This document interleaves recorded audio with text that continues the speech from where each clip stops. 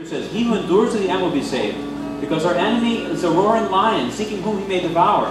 We have to be on our guard. We have to be vigilant all the time, because he wants to trip us up. So this is why we need our guardian angel.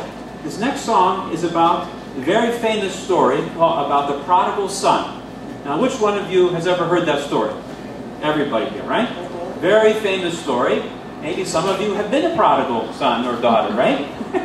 Well, to one extent or another. I think each of us does that. We go away from what our parents tell us, what God our Father tells us, and sometimes we find our way back very quickly. Sometimes it takes a whole lifetime to find our way back. I pray that you find your way back soon. But this is a beautiful story that is very touching. And if you think of your own soul and how you've strayed, or you think of a loved one who's fallen away from God and fallen away from the path of Christ, and you're still now praying, this person finds their way back to Christ, that he experience the love and forgiveness and mercy of God in his life. We pray for this. So this song remembers that. It's a very beautiful song about this story.